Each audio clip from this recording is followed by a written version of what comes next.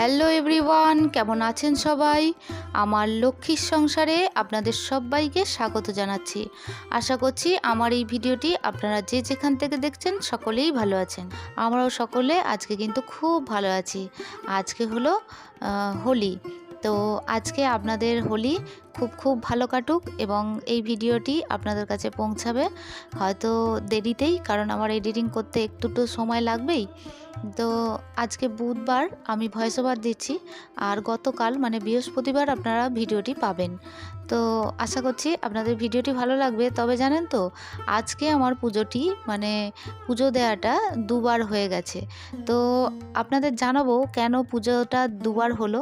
কারণ সকালবেলা উঠেই আমার অভ্যাস, আপনারা জানেন যে আমি পুজোটা দেবই, মানে আমি সংসারে কাজ করি পরে, কিন্তু আগে আমি আমার ঠাকুরকে অন্ন জল দিই, তারপরে আমি কিন্তু সংসারের কাজ করি। আজকেও সেরকম নিত্যদিনের মতোই আমি পুজো দিতে এসেছি। আর আরও একটা কথা হলো যে আমরা যেহেতু ঠাকুরকে জল দিয়ে আমরা হোলির দিন, আপনাদের তো আগের ভিডিওতে জানিয়েছি যে একসাথে সবাই মিলে জমায়েত হই এবং আমরা সেখানে হোলি খেলি। তো আজকে আমার ঠাকুরকে যদি না আমি রং মাখিয়ে দিয়ে যাই, মানে আমার কৃষ্ণ সোনাকে, তো আমার খারাপ লাগবে।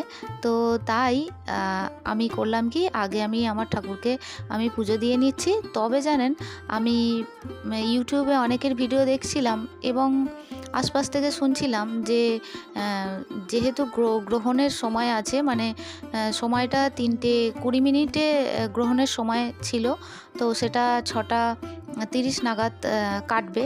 তো তাই জন্য তার আগের সময়টা অশুভ বলে অনেকে ধরে নিচ্ছে বা সেটাকে মান্যতা দিচ্ছে। কিন্তু আমার কাছে এই হোলির দিন মানে এত শুভ দিন, এত একটা উজ্জ্বল দিন, এটা কি করে অশুভ হতে পারে? তো যে যার মান্যতা সে তার কাছে। তো আমার ঠাকুরকে আমি জল না দিয়ে কি করে যে হোলি খেলতে যাব, বা এই দিনটা কেন অশুভ ধরা হচ্ছে, সেটা আমার মাথাতেও কিছু আসছে না। তো এই দিনটা সবার কাছে রঙিন এবং এই রঙে রঙে যেন সবাই সেজে উঠুক, এটাই চাই।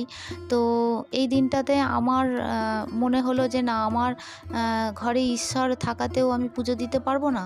তো 6:20 আগে অনেকেই বলেছিল যে পুজোটা দিয়ে দিলে ভালো হয়। এবার দেখুন, আমার সংসার সামলে আমার পক্ষে সম্ভব ছিল না যে 6:20 মধ্যে আমি ঠাকুরকে জল দেব বা ভোগ নিবেদন করব।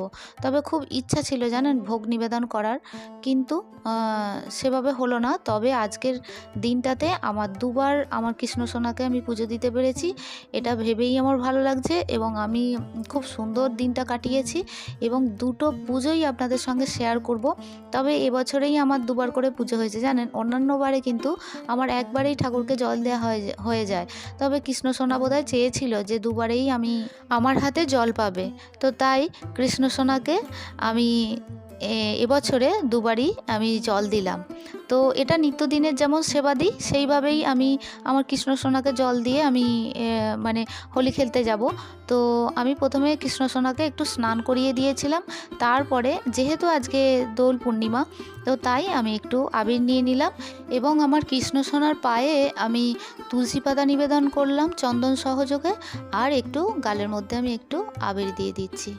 আজকের এই রঙিন দিনে যেন সবার জীবন রঙে রঙে ভরে উঠুক এবং আমাদের জীবনও রঙে ভরে উঠুক।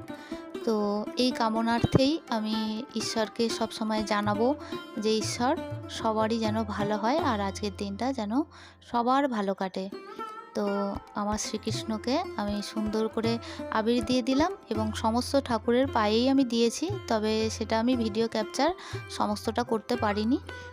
তবে আমার কৃষ্ণ সোনাকে আমি যেহেতু দুবার জল দিয়েছি, এই ভিডিওর মধ্যে তো আর ইনক্লুড করতে পারবো না, কারণ ভিডিওটা অনেকটা বড় হয়ে যাবে। আমি পরবর্তী ভিডিওতে আমার কৃষ্ণ সোনাকে কেমন করে সাজালাম এবং এই বেদির মধ্যে আমি যেমন কৃষ্ণ সোনাকে জল দিচ্ছি, তবে আমি একটা জায়গা করব মানে যেখানে আমি আমার কৃষ্ণ সোনাকে সুন্দর করে সাজাতে পারবো। তো সেই জায়গাটা কিভাবে রেডি করছি সমস্ত কিছুটাই পরবর্তী ভিডিওতে আমি কিন্তু শেয়ার করব। তো আমি যখন বাজারে গিয়েছিলাম জানেন, এই যে লাল জবাটা দেখতে পাচ্ছেন, তো আমি বলেইছিলাম যে দোকানদার দাদাকে যে আমাকে লাল জবা কিন্তু অনেকগুলো দেবেন। তো উনি দিয়েছেন এবং বেশ থোকা হয়ে ফুটেছে, বেশ বড় বড়। আর এই যে গোলাপি রঙের জবাটা দেখতে পাচ্ছেন, এটা আমার ছাদ বাগানে, মানে যেটা আমি উপরে মায়ের ঘটের মধ্যে দিলাম। তো ছাদ বাগানে দেখলাম এইটা এই মানে একটাই মাত্র ফুটেছে, মানে গরমটা পড়তে ফুটছে। আর গোলাপি জবা তো অফুরন্তই ফুটছে, বেশ ভালো লাগছে। তো সমস্ত ঠাকুরকে আমি ফুল নিবেদন করছি, মানে ফুল অর্পণ করছি আমার ঠাকুরের পায়ে। আর আমার শিব ঠাকুরকেও আমি সাজিয়ে নিচ্ছি। তবে জানেন, আমার হরিমঞ্চটা সাজানো এখনও বাকি রয়ে আছে। তবে কি জানেন তো, আমার হরিমঞ্চটা কিন্তু সেরকম বড় নয়, জানেন তো। কমন প্যাসেজের মধ্যে যতটুকু যা জায়গা আছে তার মধ্যে বাড়িঘর করে, আর ওই সামান্য জায়গা আছে তার মধ্যেই আমার ছোট্ট একটা হরিমঞ্চ। তো আমার হরিমঞ্চটি ছোট জায়গার মধ্যে আমি কেমন করে সাজাচ্ছি সেটাও আপনাদের সঙ্গে শেয়ার করব। তবে আমি আমার সমস্ত বেদিতে যা ঠাকুর আছে আমার সিংহাসনে, আমি সমস্ত ঠাকুরকে সাজিয়ে নিই। তারপরে আমি হরিমঞ্চে গিয়ে সেখানে আমি কিভাবে ডেকোরেশন করছি সেটাও আপনাদের সঙ্গে শেয়ার করব। তো এখানে ঠাকুরকে আমি জল দিয়ে আমার প্রায় কমপ্লিট হয়ে এসছে, আর আমি হরিমঞ্চটা সাজিয়ে নিয়ে তারপরে আরতিটা করব। তো সেটাও আপনাদের সঙ্গে শেয়ার করব। আর দেখুন, যেহেতু রাম ও কৃষ্ণ, রাম এবং কৃষ্ণ একসাথেই যেহেতু যুগ্ম ওনার নাম, তো সেই নাম অনুযায়ী আজকে যেহেতু কৃষ্ণ ঠাকুরের গালে আমি রং দিয়েছি, তো তাই আমার রাম ও কৃষ্ণ ঠাকুরের গায়েও আমি একটু আবির ছুঁয়ে দিচ্ছি। তো দিনটা মোটামুটি রঙে রঙে আজকে বেশ ভালোই দিনটা কাটছে। তো ভালো লাগছে পুজো করতে, এমনিতে আমার ভীষণ ভালো লাগে। আমি সমস্ত ঠাকুরকে আমার কিন্তু এখানে সাজানো এবং পুজো দেওয়া কমপ্লিট। তো আমি চলে এসেছি আমার হরিমঞ্চে। তো এইটা আমি কিভাবে সাজাবো আমার হরিমঞ্চটা, সেটাই আপনাদের সামনে একটু আমি তুলে ধরছি। কারণ আমার হরিমঞ্চেই আমি সাজাতে একটু পছন্দ করি আমার এই দোল পূর্ণিমার দিন। আর দোল পূর্ণিমার দিন দুটো ভিডিও করার আরও একটি কারণ আপনাদের বলে দিই, যে যেহেতু ঠাকুরমশাইকে আগে থেকে বলা থাকে, তবে এই দোল পূর্ণিমার দিন আমি সিন্নি দিই না নারায়ণকে। তো এই দিন এমনি আমি ঠাকুরমশাই ডেকে পুজো দিই। তো আমি কি করেছি, ঠাকুরমশাইয়ের জন্য ওয়েট করছিলাম সমস্ত কিছু রেডি করে। সকালে যেমন নিত্য সেবা দিই সেটা সেবা দিয়েছি, তারপরে সমস্ত কিছু যখন আমি রেডি করে বসে আছি, দেখলাম ঠাকুরমশাইয়ের আর দেখা নেই। তো তারপরে ওয়েট করে করে ভাবলাম যে আর আমি ওয়েট করতে পারছি না, এবারে গ্রহণ লেগে যাবে 3:20-তে। তো তখন আমি নিজেই পুজো করেছি, জানেন। মানে আমার কাছে এটা যে কী ঘটনা হলো আমি নিজেও বুঝে উঠতে পারলাম না, যে ঠাকুরমশাই এলেন না। তখন আমাকে ফোন করে জানানো হলো যে আমি প্রচণ্ড চাপে আছি, আজকে তো পূর্ণিমা, তো সমস্ত জায়গায় পুজো করতে হচ্ছে, আমি যেতে পারছি না। তো গ্রহণ লাগুক, আমি তার মধ্যে পুজো করব, মানে এতটাই তার চাপাচাপি। তো তারপরে আর জোর করলাম না, আর আমারও ইচ্ছা ছিল না যে গ্রহণের মধ্যে পুজোটা হোক। তো আমি আমার মতো করে আমি আমার কৃষ্ণ সোনাকে সেবা দিয়েছি। তো পরবর্তী ভিডিওতে অবশ্যই আমি আপনাদের সঙ্গে শেয়ার করব। তবে এই মুহূর্তে যারা আমার ভিডিওটি দেখছেন, আমার ভিডিওটি কেমন লাগছে তা অবশ্যই জানাবেন। ভিডিওটি ভালো লাগলে একটা লাইক করে দেবেন, আর ভিডিওর কোনো কিছু অংশ যদি আরও একটু বেশি ভালো লেগে থাকে তাহলে চ্যানেলটি সাবস্ক্রাইব করে পাশে থাকতে পারেন। অলরেডি যারা আমার এই চ্যানেলটি সাবস্ক্রাইব করছেন বা করে রেখেছেন তাদের জন্য জানাই অসংখ্য ধন্যবাদ এবং অনেক ভালোবাসা। তো আমার হরিমঞ্চটা আমি আমার মতো করে সাজালাম, কেমন হয়েছে তা অবশ্যই জানাবেন। তো আমি প্রতি বছরই এইভাবে আমার হরিমঞ্চটা আমি আমার মতো করে সাজাই।